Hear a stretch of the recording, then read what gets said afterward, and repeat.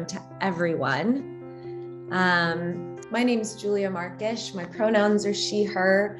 I am part of the Teal team, and in cahoots with the Teal Network, we welcome you to the community conversation for today.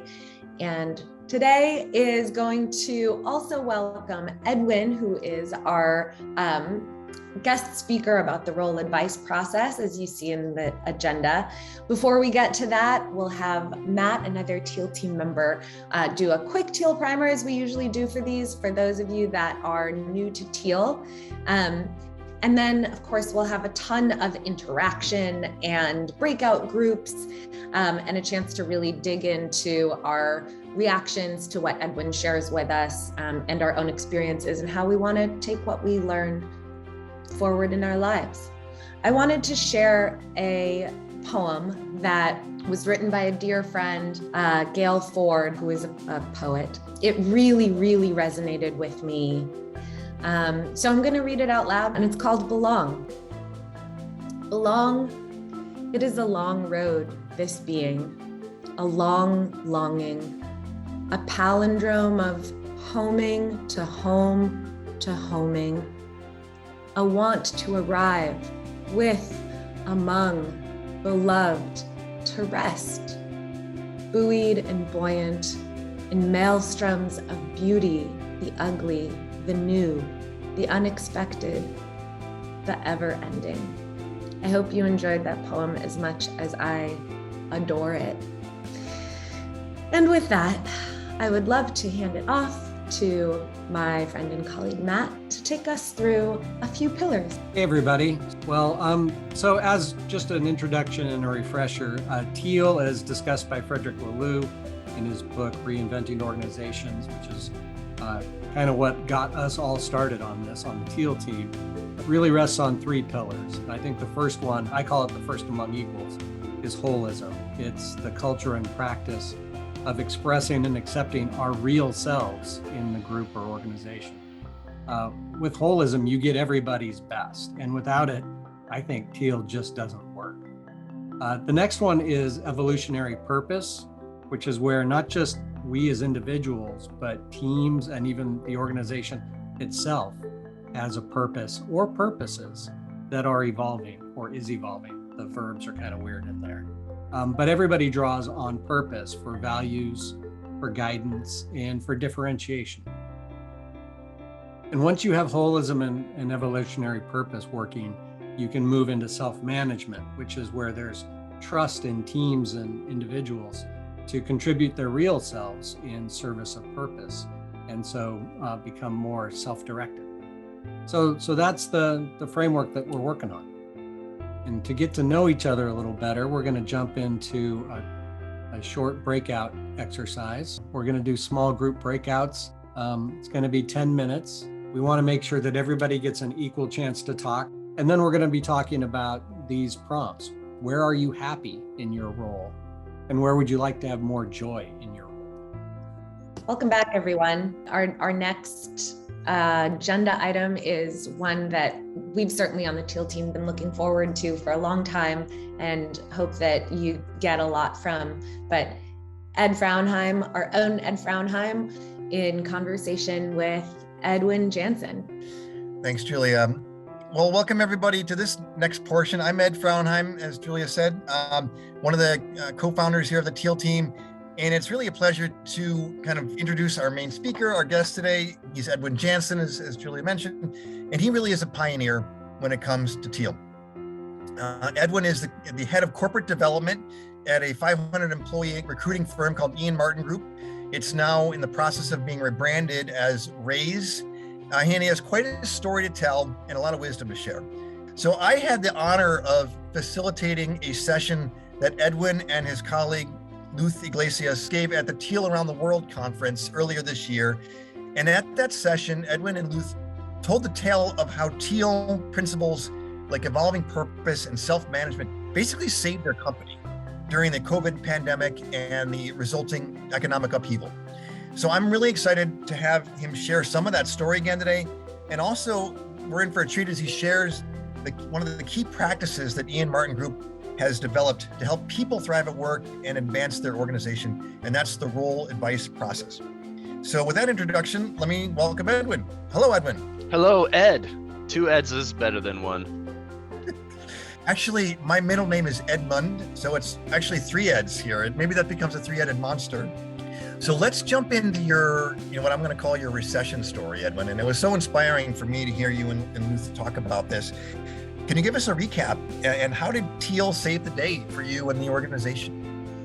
Yeah, it really was quite the miracle. So, we're a staffing and recruiting company. So as you can imagine, when the pandemic hit in March, our business was down, our job orders was down immediately by 70%. No one's hiring, everyone's, doing furloughs or hiring freezes. And, our company is entirely self-managing. We don't have managers. You can't be laid off. You can't be fired like that. But that's really what most of our competitors did in our industry, is when your business is down so dramatically, so quickly, you go and do a big layoff or in some kind of big cost, cutting measure. At our company, we said, okay, we got to get together and talk about this. And for everyone who's read Reinventing Organizations, this was our FAVI moment. If you remember, they had this big issue and the CEO just kind of stood up on the factory floor and said, hey, we're kind of screwed. Anyone have any ideas? And that's kind of what we did. We use a Patrick Lencioni tool called the thematic goal to try to answer for our company what is most important right now. And so some of my colleagues just got together in all hands meeting and said, okay, our thematic goal, I don't remember what it was at the time, is clearly no longer relevant. Well, what should it be instead? And so then we had a bunch of debate, a bunch of ideas. We used our decision-making tool, Lumio. Shout out to Lumio. We got some Lumio people here on the call. And we had, I think, more than over 50 comments and ideas about what this new thematic goal would be. And eventually we settled upon the new thematic goal of just pivot. Like if your clients aren't hiring, find people who are. If you don't have work to do, find work to do. And what was really amazing is that worked. We first started doing helping and hiring in retirement homes. If you remember at the beginning of the pandemic, they were really hard hit. Then we started doing COVID-19 contact tracing, which actually spread and spread and spread, and we became very good at it. We ended up helping 2 entire provinces in Canada with all of their contact tracing efforts. Then that led into vaccine scheduling. And so when our entire industry was in contraction and all of our orange and maybe green competitors all did layoffs and trying to cut costs and sending fear shockwaves throughout the company, we grew our net income by over 600%. That's just amazing that you guys could have pulled that off. It is so striking because you guys had not been in these industries really before, right? You entered completely new territory that were just what was called for in society in a way, right? Yeah, absolutely. Yeah. But I mean, as you know, dedicated, really purpose-driven people can figure anything out. So hiring is hiring. And so we actually became kind of experts, like recognized experts in managing contact tracing efforts. But like, who knew how to do that at the time? No one knew. So we just figured it out. It was quite remarkable. And then we did a retrospective after that first fiscal year. When we looked at these financial results, we just looked at what we accomplished. We were like, what happened here? And we used a liberating structure, I think, called what, now what, so what, or something like that. And the one common theme as to what had been the big driver behind our incredible success was what we call our Teal operating system. So shout out to Lulu. The knock on Teal has always been, but does it work? Does it drive business success? Blah, blah, blah. In our case, it absolutely did. All right, well, thanks, Edwin. And let's go back to bringing us toward the role advice process. I wanted to ask about your Teal operating system and how does the role advice process perhaps kind of play in as part of that? Yeah, so this is a really central practice of ours that we developed 6 or 7 years ago, and it's gone through iterations. What the key is for the role advice process is that each person has radical freedom and radical responsibility. You can do anything, but anything that you do or don't do, you are responsible for. And the only caveat is that you follow our practices. So when it relates to what it is that your job is or your collection of roles are, you would use the RAP practice to do that. And the kind of thematic goal, or like the theme of the RAP is to, if you imagine a Venn diagram with 3 circles, what am I good at? What do I love to do? And what does the business need, or what's good for the business? So the RAP is essentially it's a 6-step process. Initially, the very first thing that you do is you choose a peer mentor. So someone that is going to help you, just challenge you, ask you good questions, give you advice. Then you announce your RAP publicly so that anyone who wants to give you advice can participate.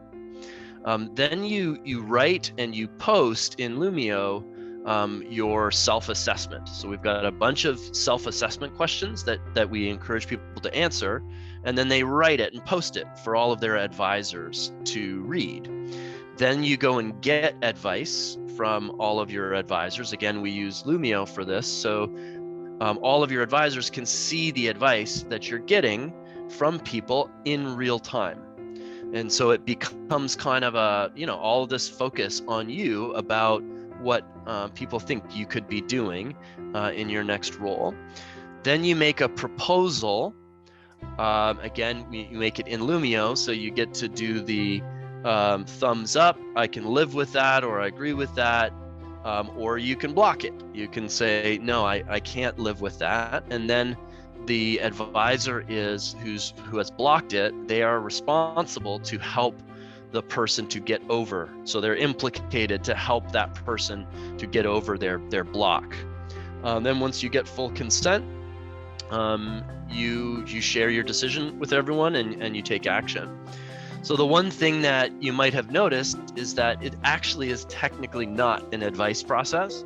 It's a consent process. And so you can't just make the decision with advice. You do need to get consent from your advisors. And we thought about changing the name, but we just liked RAP so much. We're like, whatever, let's just keep it. The role advice process, which is one of the points that I loved about that Lalou shared in Reinventing Organizations, is this notion that anyone in the organization can do almost anything as long as they've gotten advice from the relevant stakeholders. And there was a great example of someone at a energy company deciding to expand into, I think, another country, even though the CEO didn't like that idea. But the person had gotten the proper feedback from all the relevant stakeholders, and they did it, and it was successful actually, and in part because of this principle that you highlighted earlier. Energized people with passion and creativity are going to make good stuff happen. But I didn't actually notice at that point that you're actually not an advice process proper, but very, very close to one because it's a consent process. Can you say a little bit more about why you decided to make that distinction here? Yeah. So some things like our compensation advice process aren't a consent. That is like, I can decide to pay myself $1 million. And I don't need the consent of others, but then I would get contribution reviewed like the next day. But because what we have found is that people are very hesitant to pay themselves as much as what they would be asking for. We really wanted to encourage people to make their own decisions. And it was the reason why we decided to make the RAP consent based is that we all work in, interrelated, very deeply connected with others. And because you can't just object and then see you later, because that objection you're then implicated to help the person, it actually becomes an additive thing. So someone making an objection usually makes the proposal better. So I think there's just more skin in the game. And then also, you have people literally saying, yeah, I'm going to support you in doing this role.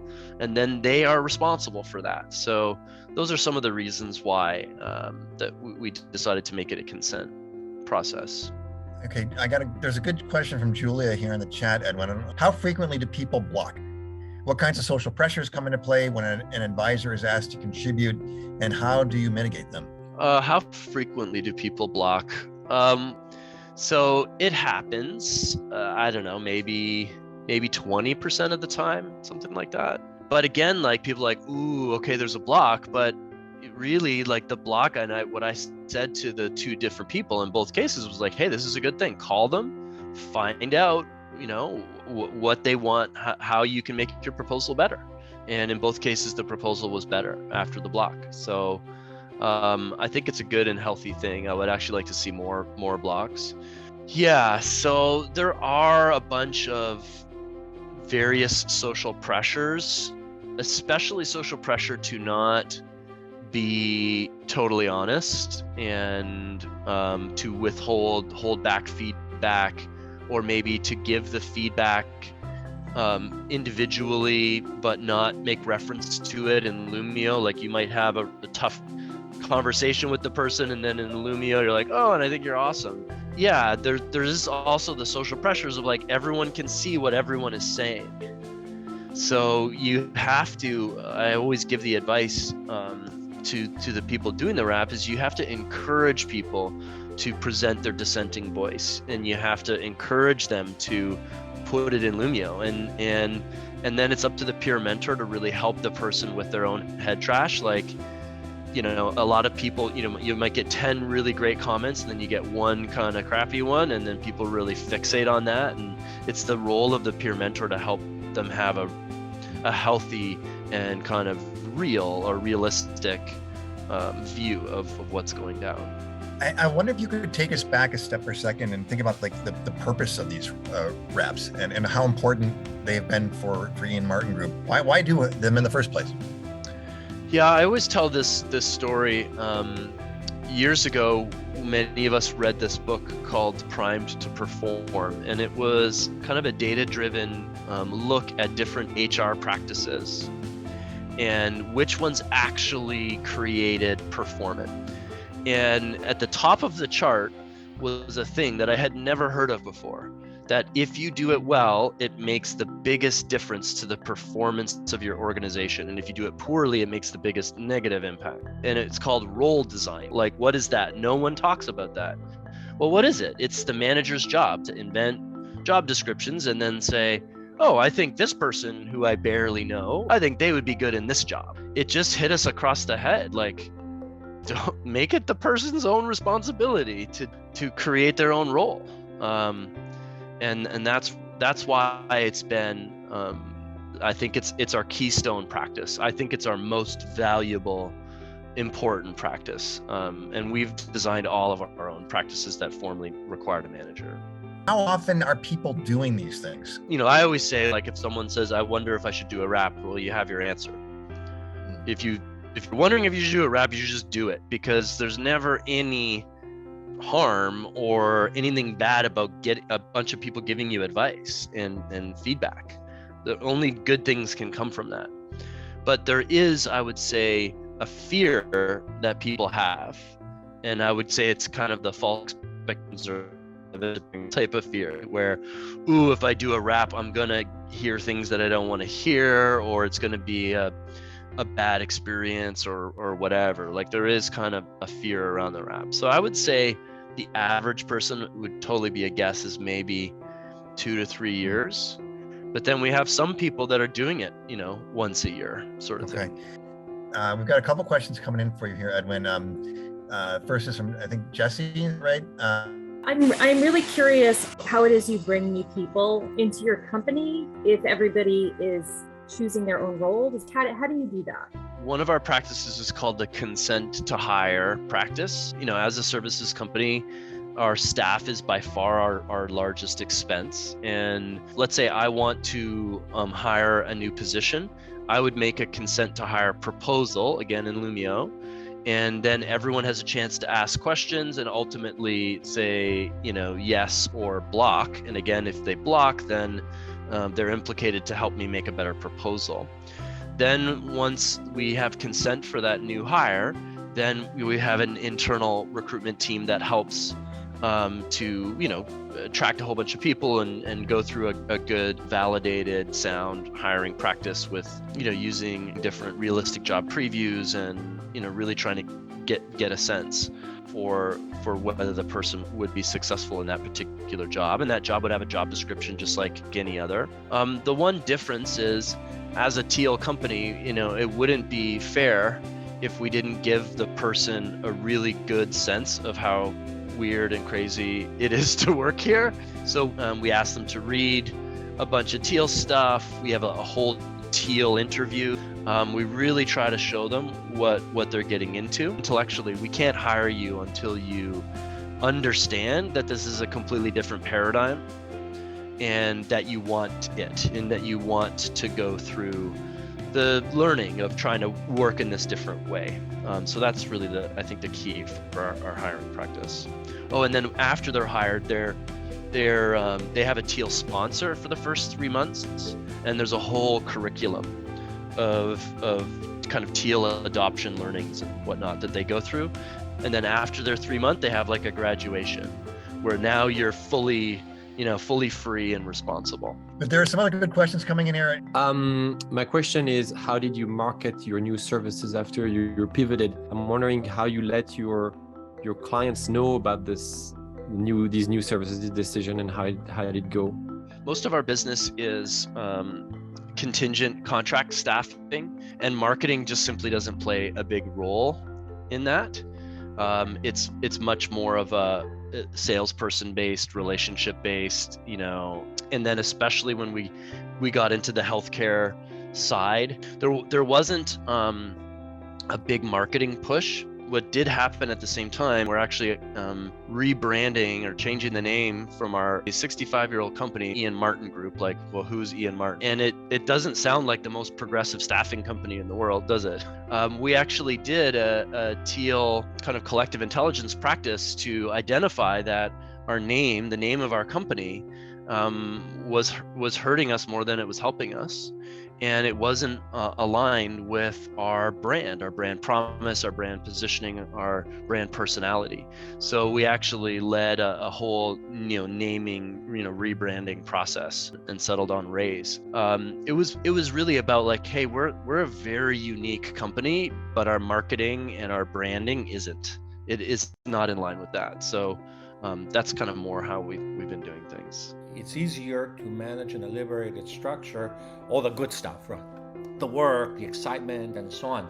But sometimes things happen, and I'm wondering, this happened in your organization, and how have you handled? And what I'm thinking are things like fraud, embezzlement, harassment, the kinds of things that we don't want to continue or fester, and how do you handle? Yeah, unfortunately, we've got 500 employees, so it's a sad thing, but it's inevitable that at some point there's going to be people doing some bad things. We have a practice. We initially call it our resolution practice. We now call it our facilitation practice. And they're basically got a problem, call a facilitator. We also have a confidential kind of emergency hotline that never gets used. But so the idea is, if you've experienced some harassment, someone doing anything bad, call a facilitator. And then we have a number of steps that we would go through depending on, what the situation is. Yeah, so I think like any organization where the HR team or whoever will need to kind of step in and take swift action, that's something that our system needs to do as well. I wanted to ask, kind of looking into the future, like there's a lot of concern right now about a possible new recession in the United States and North America, globally. And I'm curious if you feel like the RAP practice in particular, and more generally, the Teal way you've been operating, is it well suited for organizations as we think about turbulence ahead, trouble ahead? What are your thoughts on that? Yeah, 100%. In fact, just today had an all hands kind of group brainstorm on what our next thematic goal could be. And one of the most highly voted things was to focus on recession-proof customers, customers that would be hiring even if we do enter a recession. And as I said before, things happen. We may go into a recession, we may need to respond, whatever. There's always different things that are happening. But a teal system is much more agile, and it draws out the collective intelligence and determination of your people, as opposed to waiting for things to happen to them and putting all the pressure on the kind of ivory tower to have it all figured out. I mean, the world is a complex system, not a complicated system. And it's much better to be agile and to ask your people to be the sensors and the responders within the system. All right, I want to take a moment to jot down one or two takeaways you're coming away with from this conversation. And I'm going to invite people to stick those takeaways in the chat. And just take a minute or two, everyone. Maybe Edwin, you too, we'll invite you to do that as well. There are some awesome gems coming into the chat. If people are looking at that. And it's interesting that what you shared beyond the RAP practice, Edwin, is really powerful for people, like the onboarding process, feedback stuff. So it's really, they're seeing the wider context of your teal operating system besides just the RAP here today. I mean, I said it before, I do think, a really great teal system all does start with the individual, being totally empowered. And I think the RAP has proven for us to be a great way of doing that, of grounding that. And also grounding it in with the connection with others and feedback and really love. Like, the most beautiful thing about the RAP is when all of this love and attention comes through and onto a person. Can everyone just give a little yay for Edwin and this amazing story you shared? This is super grateful, Edwin. That was a lot of fun. Thank you for having me. I'm going to move to a more interactive application here now of RAP and this element of empowerment and self-management that, as Edwin put it. If you want to think about this role advice process overview, the first thing is to sense the need. Are you feeling like you need to change your role in some fashion and a new design is needed for what you're doing? Second, announce the start of the RAP, announce the process. Then the third one is investing in time for self-reflection. Really know where you're coming from, what you want to do. Then the next step is the seeking advice from others, that feedback ability and appetite and ability to skillfully seek and accept feedback. And then the next step is coming to a decision. Think here, decide how are we going to go, or a proposal in Edwin's terms. Inform others. There's the publication of that piece. And then once you've got, at least in Edwin's model, the consent, then you take action. And you change, you move to a new team, change your role, etc. We're now going to look to apply this process to our own work lives in this moment. We're going to apply RAP to you and RAP yourself, you might say. So here are some guiding questions to ask. What are my strengths? What are my tasks that are in alignment with them at the moment? Second question is, how am I called to change what I do? How are you restless right now in what you're up to and what you maybe think you might be asked to do, in that sort of universal spirit kind of way? What might I change to increase my impact so you can have a better result for your organization and yourself? What are my areas of improvement and what skills could I learn? The last one is, who could be willing to pick up any tasks I'm leaving behind? How could this transition happen? So we're going to invite you all to take 4 or 5 minutes to jot answers down to these questions on your own. And then we're going to get into pairs and talk about these in that same spirit of getting feedback from folks in terms of what you're identifying as things that we might want to change in terms of your roles right now. And we have some guiding questions for the listener after you've heard the person. The first one is, I appreciate what you said about XYZ. What struck me most about what you said was XYZ. What the role change I'm hearing you drawn toward is something. And the last one is, I wonder if you could do XYZ. Any epiphanies come up for folks in terms of ways you might want to change your role or insights you gain from your partner? Just for everyone, what's a roadblock of mine is delegation. And so what you guys help me in the smaller group is to figure out maybe some baby steps for what I could do to grow in this area, and maybe asking, being more in collaboration mode with the client I serve, and asking them to take on some of the tasks that we have on the projects we work on together. So thank you for that. That's very helpful. During our conversation, one of the foundations of Teal really came out to me was bringing your whole self to work, being able to do that. And that includes your skills, right? So we talked about what we're good at, and our conversation was that we weren't really using that skill in the workplace. So hence we weren't really bringing our whole self, right? Everything that we are and who we are, especially our strengths, into the workplace. So I thought that was pretty enlightening. We're going to move to kind of the end of kind of a reflection of the overall experience in a moment. I just want to take a moment to note that articulating a goal and sharing it with somebody else is pretty powerful. There's some research that shows that you're 42% more likely to accomplish a goal when you write it down, and you're 77% more likely to accomplish a goal when you share it with someone who becomes kind of an accountability buddy of sorts. I learned this from a speaker named Ben Nempton, who has a very cool motivational program called The Unburied Life. I want to turn things over to Julia, and I really am grateful for everyone for being ready to jump into this interactivity, and hope it is valuable for you over time. Yeah, my job is simply to thank you all again, and maybe leave you with this one thought. I promised I would come back to that poem that I read at the beginning of our session, and the poem was about belonging. And we spent then the next hour and a half to 2 talking about roles and thinking about what our role needs to be in order for us to feel most fulfilled. And I think an argument to be made is that you can't really feel a true sense of belonging without finding that work that you are meant to do. And one of the lines from the poem was that it's a palindrome of homing to home to homing, which one of the things that means to me is that we're always looking for that home, and that it can change over time. And so this role advice process can help us with that change and to find our home again and again and again.